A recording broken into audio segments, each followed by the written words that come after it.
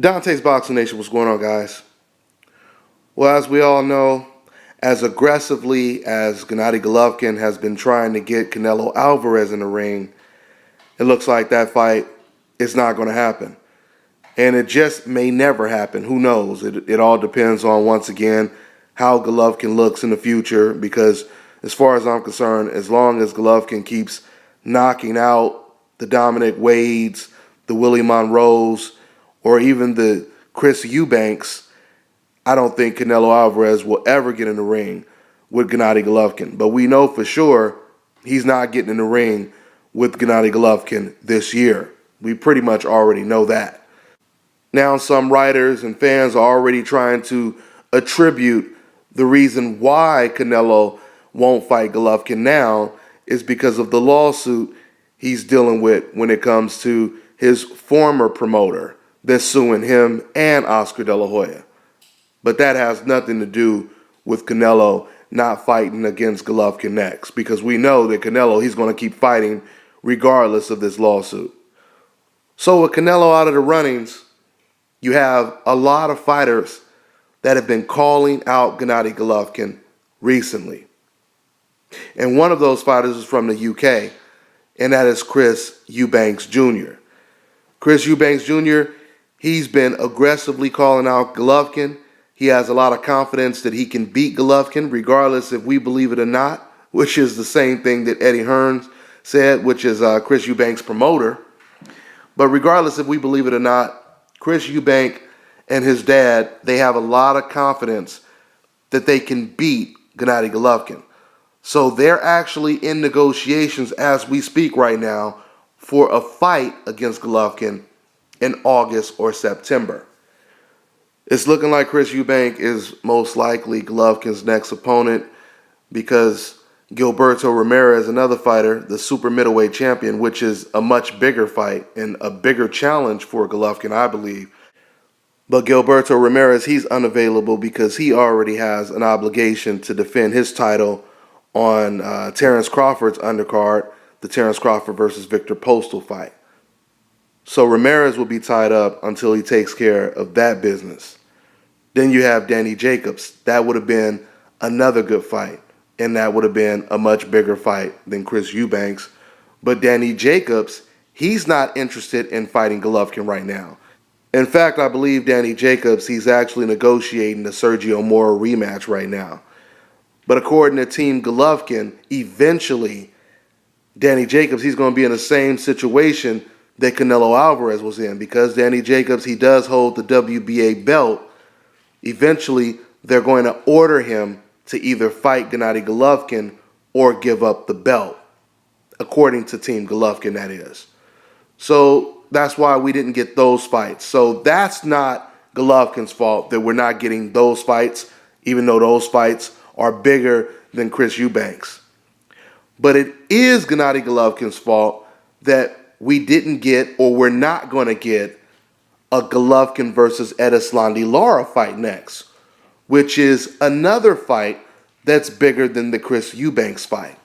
Now, me personally, I like the Chris Eubanks fight. I think it's a good fight for Gennady Golovkin. I mean, even though I believe that Golovkin, he wins that fight, and I'll talk a little bit more about how that fight will play out probably later on in this video, or I might just do a separate video depending on how long I talk about this situation.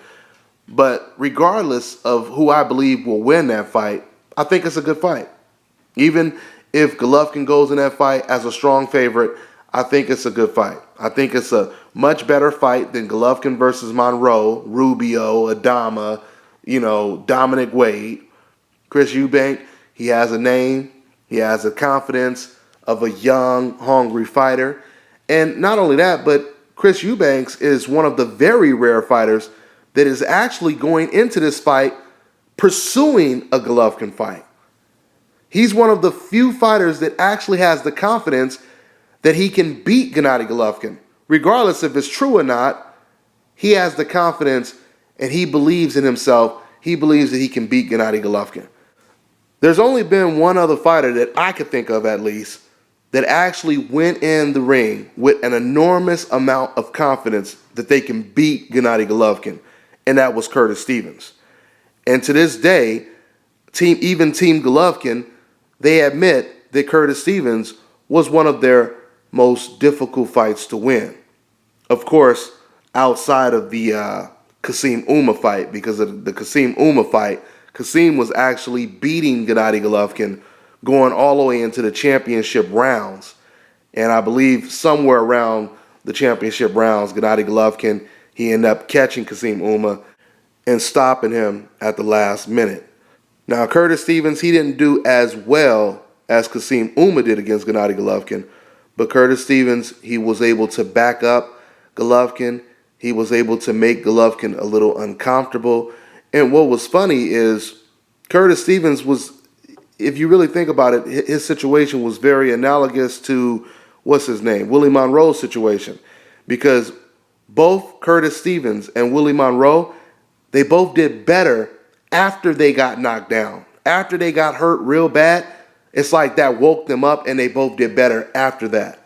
So with that all being said, once again, Curtis Stevens, he did really good against Gennady Golovkin. And once again, Curtis Stevens, he was the last fighter to have an enormous amount of confidence that he could beat Gennady Golovkin. Now you have Chris Eubank Jr., who also believes that he can beat Gennady Golovkin. So like I said before, I like the Golovkin versus Chris Eubanks fight, but I believe Golovkin should be fighting Edeslani Lara. Edeslani Lara, he has a big enough name. Edeslani Lara, he's already fought on pay-per-view. Matter of fact, Edeslani Lara, his pay-per-view numbers against Canelo did better numbers than Golovkin versus Lemieux. Matter of fact, they did twice the amount of numbers on pay-per-view. Okay? Edeslani Lara, he already gets paid about $1 million a fight. So he already makes money. Edeslani Lara would be the biggest name on Golovkin's resume. And probably would be the best fighter on Golovkin's resume in terms of amateur pedigree and accomplishments as a pro. Okay? Edeslani Lara, he arguably beat Canelo Alvarez. He arguably beat Paul Williams. He has some really good wins on his resume.